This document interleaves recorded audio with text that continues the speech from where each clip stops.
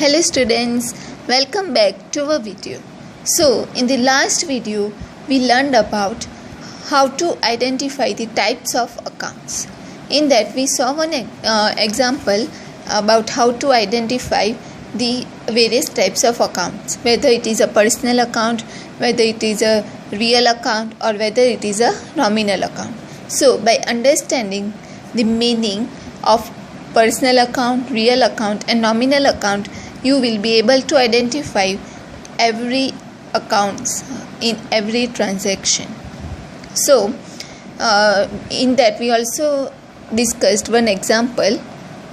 This is the example that we discussed. Now I want you to do a second example by yourself and try to identify every account, whether it is a personal account, whether it is a nominal account or whether it is a real account. So I want you to solve this question by yourself and try to identify each accounts. Now so let's move further. So there are also some precautions to be taken to recognize the types of accounts. So there will be a wrong accounting effect for transaction if there is error to identify types of account. It is very essential to identify this applicable account of respective transaction. For example, for both salary and outstanding salary are separate to accounting salary personal account, that is a natural person account, is applicable. Let us have a further study of it in the context of income expenditure account. So there are also certain precautions to be taken while recognizing the types of accounts. So now let's further study in the income expenditure account. So for that, this is one example. In that transaction in reference to expenses and the types of accounts are given. So these are the transactions and the types of accounts are given. So first one is salary, only salary. So salary is considered as a nominal account because it is an expense. Now second is salary outstanding. Outstanding means right now the business has not paid salary to the employees, so it is called salary outstanding. So it is a type of liability, so it would be included under the personal account, not in the nominal account, because salary outstanding is one type of liability, so it is identified as a personal account. And the third one is salary paid in advance, means if a business pays salary in advance before date, then it is called salary paid in advance. So it is also considered in personal account because it is receivable. Second is rent. First one was about salary, second is rent. So first is rent paid. So rent paid would be included under the nominal account because it is an expense, but rent outstanding is a personal account type because it is also a liability. And the third is rent paid in advance. So it is a personal account because it is receivable. So same as rent, commission is also there. So commission paid is a nominal account because it is an expense. Commission outstanding is a personal account because it is a liability. It is outstanding, that's why. And the third is commission paid in advance is also a personal account because it is receivable. And the last is brokerage paid. It is also a nominal account because it is a expense. Brokerage outstanding is a personal account because it is liability. And the brokerage paid in advance, it is a personal account because it is receivable. So some transactions of business can be expense and income. For example, rent paid, rent received, commission paid, commission received, brokerage paid, brokerage received, discount allowed, discount received are illustration for this. So these four transactions about the salary, about the rent, about the commission and about the brokerage. You have to be very careful because salary is only counted as in nominal account because it is expense, but in case if salary is outstanding, that it would be personal account because it is a liability. So it would be similar in all the four: rent, commission and brokerage. So in these four cases you have to be very careful. So now these were the transaction in reference to expenses. Now these are the transactions in references to the income. This was about the expenses. These transactions are in the reference to income. So if in that first one is commission received. Received means it would be an income for the business. So it is a nominal account because it is income. So income and expenses of the business are included as a nominal account. So commission received is a nominal account because it is income. Then second is commission outstanding. So it would be included under personal account because it is receivable.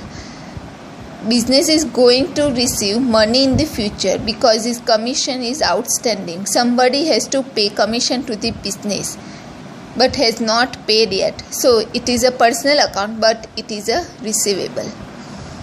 Then third is commission received in advance. It is also a personal account but it is a liability because somebody has paid commission in advance to the business. So business have to pay that money back to that person. So if commission is received in advance by the business, then it is a personal account but it is a liability. Then second is brokerage received.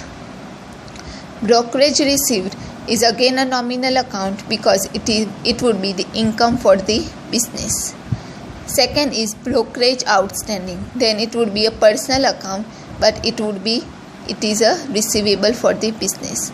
Then the third is if brokerage received in advance, then it is included under personal account but it is a liability.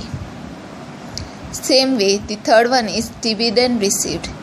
Dividend received is also a nominal account because it would be the income for the business. Dividend outstanding, so it is a personal account because it is receivable in the future. And dividend received in advance, it is also a personal account because it is a liability. And the last is rent received. It is included as nominal account because it would be the income for the business. Then second is rent outstanding. It is also a personal account but it would be receivable for the business. And the third is rent received in advance.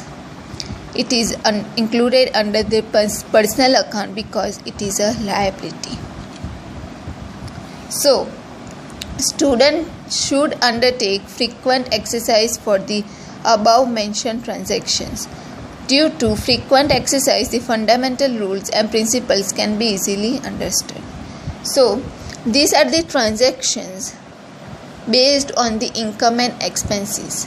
So whenever there is a transaction included about the salary, rent, commission, brokerage, you have to be very careful whether it is related with expenses or whether it is related with income. Sometimes the commission would be income for the business. If commission is received, then it would be the income for the business. But if salary, if only salary or we can say rent paid is given, then it would be the expenses for the business. So you have to be very careful while solving this type of questions, and you will get familiar as you frequently exercise for these above questions, above transactions. If you solve more and more transactions like this, you will get familiar and you will understand better and better. So please keep in mind while solving the transactions related with salary, rent paid, commission and brokerage, or dividend and commission. So you have to be very careful if this type of transaction comes. So let's move to the next point, that is rules of debit and credit of accounts. This is very important for you guys to understand this, because on the basis of rules of debit and credit, the accounts are prepared. So you have to understand these rules very well. So let's start with this. In this chapter, we have studied dual effect of transaction in number 5. So you have studied that every transaction has a double effect, or we can say that two effects. Under double entry system, as per its name, it is method to give two effects of transactions. So every transaction has a two effects. While giving twofold effects, it may affect two or more than two accounts. So you have to give two effects for each transaction. So for that, two or more than two accounts can be affected. Transactions of business is also made between two parties. We have acquired information of dual effect in the form of first effect and the second effect. First effect means debit effect of transaction. So you have studied that every transaction has a two effect. So in that, the first effect is a debit effect of transaction, and the second effect would means credit effect of transaction. So every transaction has a one effect of debit effect and second is a credit effect. From the above presentation, it can be said that dual effect of transaction means first debit effect and the second credit effect. In brief, every transaction of business has effect means debit and credit. There are predetermined rules in accounting for debit effect and the credit effect. So there are certain rules about debit effect and credit effect. So debit and credit rules are made for the following three accounts. So if the account is a personal account, means any person taking benefit from the business or giving benefit to business. Real account means if the account is a real account, then the increase, or we can say that receipt of goods or assets in business, or we can say there are two effects, means in real account there would be increase of goods either, or there would be a decrease of goods assets in business. And in nominal account, there would be occurrence of expense or loss to the business or realization of income gain to the business. So in personal account, if a person would be taking benefit from the business, or else the person would be giving benefit to the business, these two cases either will be in the personal account. And if the real account is there, then there would be either increase of goods assets in the business, or either there would be a decrease of goods or assets in the business. Either one of them would take place, either increase of goods or assets in business or decrease of goods or assets in business. And if the nominal account, then there would be occurrence of expenses or loss to the business, or there would be realization or means earning of income or gain to the business. These three cases would be there in every transaction. So here is a tabular form given. In this, the table explains the first debit and the second credit effect of transactions. So the first is a types of account. So three types of accounts are given: personal account, real accounts and nominal accounts. Now you are very familiar with the meaning of all these three accounts. So the first effect of transaction means debit effect of transaction. So the first effect you have to give as a debit effect of transaction. So in personal account, the first effect would be debit the receiver, and the second effect of transaction means credit effect of the transaction. So in a personal accounts, first would be the debit the receiver, and second effect in the personal account would be credit the giver. In real account, the first debit effect would be the debit what comes in, means if there is an increase in goods or assets, means it is coming in the business, so debit that. And if the goods or assets is decreasing, or we can say that if it is going out of the business, then you have to credit it. So in real account, the first effect of debit is debit what comes in, or in either increase in assets or in goods. And second effect in real accounts would be credit what goes out, means decrease in assets or goods. And in the third nominal account, first effect of debit means debit the expenses and loss. So if business is like occurring expenses or loss, then you have to debit that. And in the second effect would be credit the income and the gain. So if business is earning the income, then you have to credit income and gain in the accounts. So this is very important for you guys to remember. You have to by heart this. You have to remember this. Without this, you can't make accounts. So I want you guys to learn or remember these three accounts and the rules of these accounts. So in personal account, you have to debit the receiver, means if the person is giving benefit to the business, means receiver. So you have to debit the business receiver and credit the giver.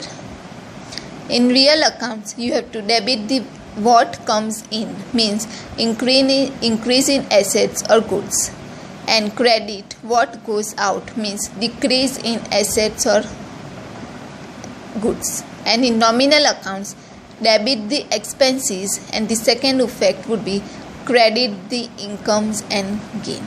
So I want you guys to remember this table, because without this you will not be able to prepare any accounts, and it is very important to remember this. Please try to remember these rules of accounting. So now let's discuss in detail like how to do this. So we are explaining in detail. So in that, first one is personal accounts.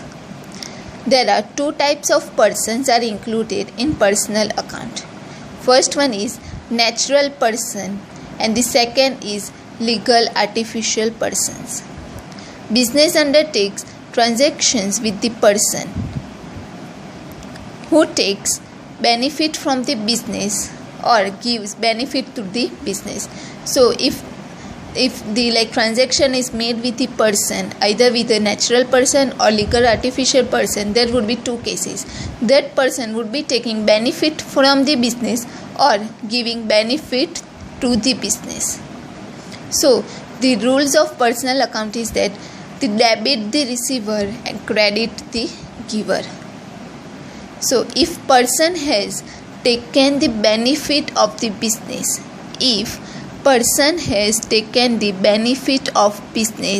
then debit his account. And if person has given benefit to the business, then you have to credit his account. So debit the receiver and credit the giver. In brief, debit the receiver account and credit the giver account. Let us now understand this matter with the following example. So these are the some illustrations or examples. So let's understand with the help of the example. So first one is goods sold worth of rupees 20,000 sold to Jayashree.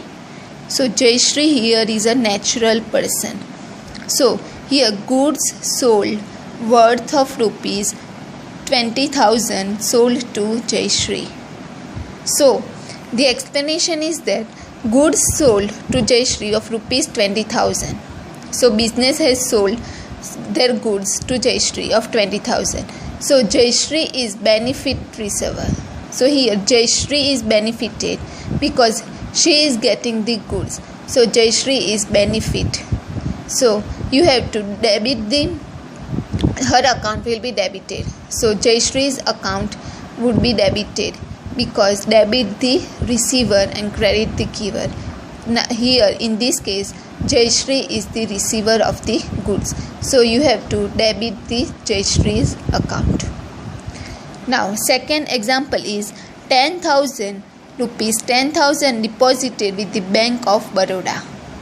So here Bank of Baroda is also a personal account, but it is a legal artificial person. It is not a natural person, but it is a legal artificial person. So 10,000 is deposited with the Bank of Baroda. So rupees 10,000 deposited with the Bank of Baroda. So now bank is benefit receiver because bank is getting the money. So bank is the receiver of money. So in this case you have to debit the account of the bank because bank is the receiver, and debit the receiver and credit the giver is the rule for personal account. Third one is rupees 30,000 paid to Bhumika. So here Bhumika is a natural person. It is also personal account. So rupees 30,000 is paid to Bhumika. So here Bhumika is the benefit receiver. So her account will be debited because Bhumika is getting 30,000 from business. So Bhumika is the receiver, benefit receiver. So Bhumika's account would be debited because debit the receiver and credit the giver is the rule for personal account. Now the fourth is rent receivable from Shilpa. So Shilpa has taken service from the business. So rent is receivable from Shilpa means Shilpa gives rent to the business, means the business is earning money in the form of rent. So Shilpa has taken services from the business. So her account will be debited. Now the fifth one is goods worth of rupees 20,000 purchased from Jayashree. So now the goods worth of rupees 20,000 is purchased from Jayashree. Now the business is getting benefit from the Jayashree. So Jayashree is benefit giver. Jayashree is a benefit giver, not receiver. So her account would be credited, not debited, because Jayashree is a giver, not a receiver. And the rules of personal account is debit the receiver and credit the giver. So Jayashree is a benefit giver, so her account will be credited. Next is 10,000 worth rupees 10,000 withdrawn from Bank of Baroda. So withdrawn means business has taken money or withdrawn money from Bank of Baroda from his account. So rupees 10,000 withdrawn from Bank of Baroda. So bank is benefit giver, not the receiver, because bank is giving money to the business. So here bank is a benefit giver, so bank account would be credited. Then next is rupees 30,000 received from Bhumika. So in this case rupees 30,000 is received from Bhumika. Bhumika pays money to the business, so there would be income for the business. So here Bhumika is a benefit giver, not a receiver. Bhumika gives money, so Bhumika is a benefit giver, so her account will be credited. And this last is rent payable to Shilpa, rupees 2000. So here business has taken benefit of service of Shilpa, so her account will be credited. So in personal account for transaction, the name of the person is at the center. So in personal account transactions, the name of the person is at center. You have to identify the person's account, whether it is crediting or whether it is debited. And if the person's account is debited, then you have to debit the account, that person's account, and if it is crediting, then you have to credit that person's account. So this was the rule for personal account.